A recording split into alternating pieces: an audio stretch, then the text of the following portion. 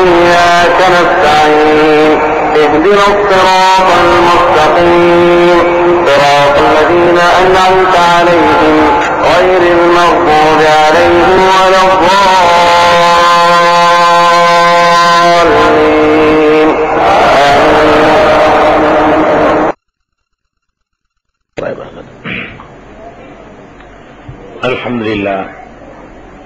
الحمد لله نحمده ونستعينه ونستغفره ونؤمن به ونتوكل عليه ونعوذ بالله من شرور أنفسنا ومن سيئات أعمالنا من يهده الله فلا مضل له ومن يضلله فلا هادي له وأشهد أن لا إله إلا الله وحده لا شريك له وأشهد أن محمدا عبده ورسوله أما بعد.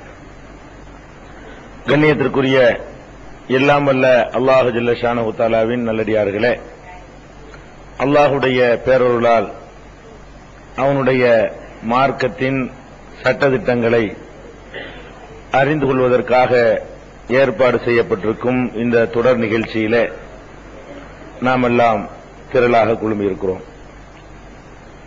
சென்ற வாரம் முஸ்லிம்கள் கால்நடைகள் உயிரினங்கள் விஷயத்திலே எவ்வாறு நடந்து கொள்ள வேண்டும் என்பது குறித்த ஒரு சில செய்திகளை அறிந்தோம்.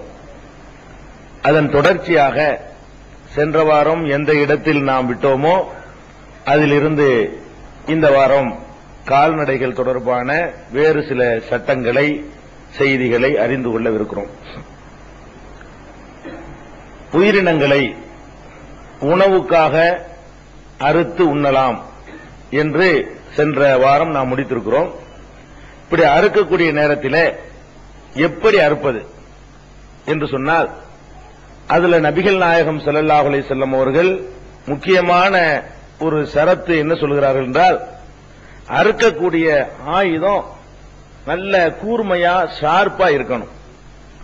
பெருமானார் ஸல்லல்லாஹு அலைஹி வஸல்லம் அவர்கள் ஒரு ஹஜ் பெருநாள்ல குர்பானி கொடுக்கும் பொழுது ஆயிஷா நாயகிட்ட கத்தி எடுத்துட்டு வர சொல்றாங்க. ஆயிஷா நாயகி கத்தியை கொண்டு வந்த உடனே இதுல கூர்மை பத்தாது, அந்த கல்லுல தீட்டி கொண்டு வா அப்படின்னு சொல்றாங்க. சொல்லிட்டு பிறகுதான் பெருமானார் ஸல்லல்லாஹு அலைஹி வஸல்லம் அவர்கள் கூர்மையான அந்த கத்தியை வைத்துத்தான் அறுக்கிறார்கள். இந்த கூர்மையான கத்தியை வச்சு அறுக்கிறதுக்கு என்ன காரணம்னு கேட்டா, அந்த உயிரினங்களுடைய வேதனை இருக்கு பாருங்க, அது குறையும். அறுத்துட்டோண்டு வைங்க, அந்த நரம்பை துண்டிச்சுட்டோன்னு சொன்னா அதுக்கு பிறகு எந்த வேதனையும் உணர முடியாது. எந்த உயிரினமுமே சித்திரவதை பண்ணும் போது உணரும், அடிச்சா உணரும், அறுத்தா உணராது. நீங்க உணரக்கூடியது மூளையில தான் வச்சிருக்கிறான் எல்லா ஜீவன்களுக்குமே. அந்த நரம்பை கட் பண்ணிட்டோம்னு சொன்னா அதுக்கு எந்த வலியோ வேதனையோ இருக்காது. இன்றைக்கு சயின்டிபிக்காவும் அது நிரூபிச்சிருக்கிறான். அதான் வதை இல்லாம இருக்குது, கால்நடைகளுக்கு ரொம்ப ராகத்து கிடைக்கும். பெருமானார் ஸல்லல்லாஹு அலைஹி வஸல்லம் அவர்கள் அதையே அப்படி சொல்றாங்க, அந்த வாசகத்தையே.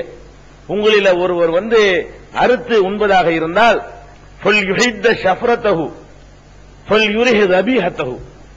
அவருடைய கத்தியை கூர்மையாக்கி கொண்டு அறுக்கப்படுகிற பிராணிக்கு அவர் ராகத்து கொடுக்கட்டும், சுகம் கொடுக்கட்டுங்கிறாங்க.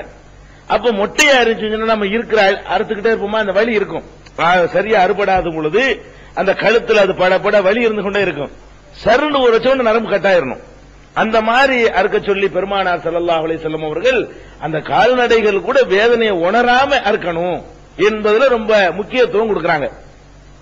இன்னொரு தடவை சொல்றாங்க பெருமானார் ஸல்லல்லாஹு அலைஹி வஸல்லம், இன்னல்லாஹ கதபல் இஹ்சான அலா குல்லி ஷைஇன், அல்லாஹ் எல்லா விஷயங்களுக்குமே ஒரு இஹ்சான் பரோபகாரத்தை எழுதி வைத்து கடமையாக்கி இருக்கிறான். அதனால நீங்கள் அறுப்பதாக இருந்தால் ஃபஹ்சினுல் கித்லா, அந்த உயிரை எடுக்கிறது அழகான முறையில எடுங்க. வைதா தபஹத்தும் ஃபஹ்சினு தபஹ, அறுக்கிறதா இருந்தா அழகான முறையில் அருங்க அப்படின்னு சொல்லிட்டு பெருமானார் ஸல்லல்லாஹு அலைஹி வஸல்லம் சொல்லி விளக்கம் சொல்றாங்க.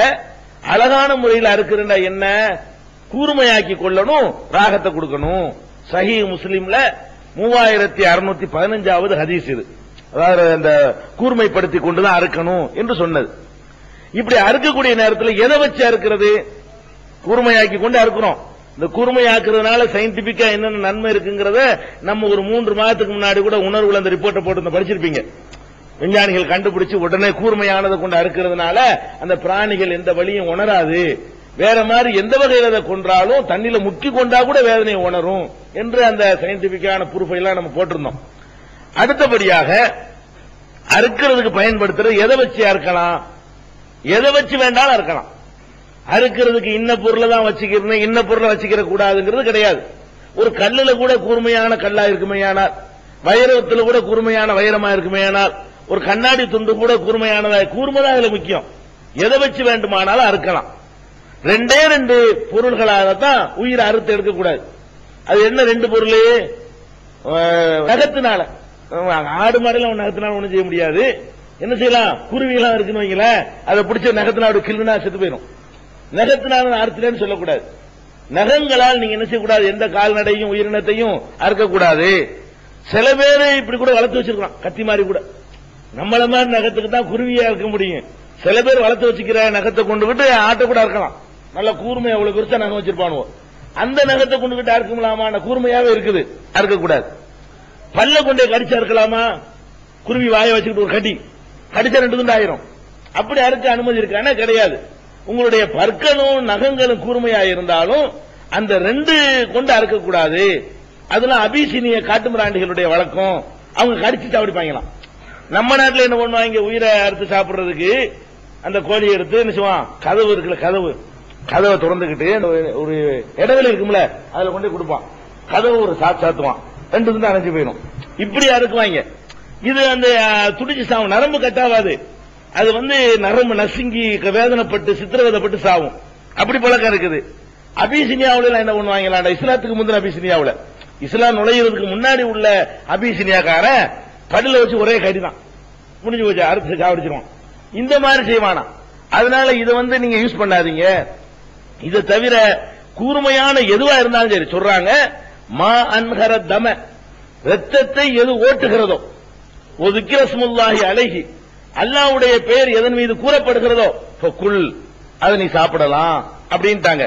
லைஸ சின்ன ஒல்லுஃப்ர, நகத்தையும் பற்களையும் தவிர. ஏனென்றால் அந்த 2மே அபிசீனியர்களுடைய ஒரு ஆயுதமாக இருக்கிறது, அதை நீங்க பயன்படுத்தாதீங்க அப்படின்னு சொல்லி பெருமானார் ஸல்லல்லாஹு அலைஹி வஸல்லம் சொல்றாங்க. இது சஹீஹுல் புகாரியில 3075வது ஹதீஸாக நீங்க பார்க்கலாம். இந்த மாதிரி பல்லையும் நகத்தையும் யூஸ் பண்ணக்கூடாது. அப்ப நம்ம வேட்டைக்கு போறோம், ஒரு பறவை பிடிக்கிறோம், கத்தி கிடைக்கல, ஒரு கல்லுகள் இனத்தையாவது சேர்க்கலாம். நகத்தை வச்சு கிள்ளி இணைஞ்சிடக்கூடாது, அதை அறுத்துட்டோன்னு சொல்லக்கூடாது, செல்லாது, சாப்பிடக்கூடாது. அப்ப அந்த மாதிரி சில பகுதிகளில், எங்க பகுதிகள் எல்லாம் வேட்டைக்கு போவாங்க. போனாங்கன்னா சின்ன சின்ன பிராணிகளை, பறவைகளை பிடிக்கிறாங்கன்னு வைங்களேன், கொக்கு, குருவி, இதுல நகத்தினாலே இது பண்ணி சாப்பிடுவாங்க. நாங்களும் அந்த காலத்தில் சாப்பிட்டு இருக்கோம், அந்த மாதிரியும் கூட அறியாமையினால. அப்படிலாம் ஒரு பழக்கம் இருக்குது. அது செய்யக்கூடாதுன்னு சொல்லி பெருமானார் ஸல்லல்லாஹு அலைஹி வஸல்லம் தடை செய்யறாங்க. அடுத்தது இன்னொரு முக்கியமான விஷயம் என்னன்னு கேட்டா, அறுக்கிறத எப்படி அறுக்கிறது? அது இருக்குல்ல, அறுக்கிறதுக்கு அரபு மொழியில பயன்படுத்துற வார்த்தை ரபஹங்கிற வார்த்தை பயன்படுத்தப்படுது. கால்நடைகள் அறுக்கிறதுக்கு உயிரினங்கள் அறுக்கிறதுக்கு ரபஹ என்ற அரபு மொழி சொல் பயன்படுத்தப்படுது. ஒட்டகத்துக்கு மட்டும் என்ன பயன்படுத்தப்படும்னா நஹரு என்ற வார்த்தை பயன்படுத்தப்படும். தமிழ்ல அதுக்கு நீங்க மொழிபெயர்க்க இயலாது. எப்படி அறுத்தாலும் அறுக்கிறதுன்னு தான் சொல்லுவோம். நம்ம என்ன செய்வோம்? கையை அறுத்தாலும் பேட் அதையும் அறுக்கிறதுன்னு சொல்லுவோம், தலையை அறுத்து எடுத்தாலும் தலையை அறுக்கிறதுன்னு தான் சொல்லுவோம். அவன் அரபு நாட்டில் என்ன பண்ணிருக்கான்னா, ஒவ்வொரு அறுக்கிறதுக்கு ஒரு வார்த்தை வச்சிருக்கான். துண்டாக்குறதுக்கு ஒரு வார்த்தை, கொஞ்சம் இருக்கிறதுக்கு ஒரு வார்த்தை, கழுத்துல இருக்கிறதுக்கு ஒரு வார்த்தை, காலில் இருக்கிறதுக்கு ஒரு வார்த்தை, இப்படி அறுக்கிறதுலயே 100 வார்த்தை இருக்கு அரபு மொழியில. தமிழ் மொழியில எதா இருந்தாலும் அறுத்துட்டு லேச கீர்னா கூட என்ன செய்வோம்? பிளேடு அறுத்துருச்சுன்னு சொல்லுவோம். சொல்லுவோமா இல்லையா? அப்ப சின்ன ஒரு கீரலையும் நம்ம அறுக்கிறதும், துண்டா வெட்டினாலும் அறுக்கிறோம்னு சொல்லுவோம். அரபு மொழியில என்ன இருக்குன்னு கேட்டா, பயன்படுத்துற வார்த்தையை கொண்டே அறுக்கிறதுல வித்தியாசம் வந்துடும். அப்ப நஹரு ஒட்டகத்துக்கு சொல்லும் பொழுது குர்ஆன்ல கூட வரும், சல்லிலி ரப்பிக்க வன்ஹர், உன்னுடைய இறைவனுக்காக நீ தொழு, நஹர் பண்ணு. நஹருங்கிறது என்ன? ஒட்டகத்தை மட்டும் எப்படி அறுப்பாங்கன்னா நிக்க வச்சு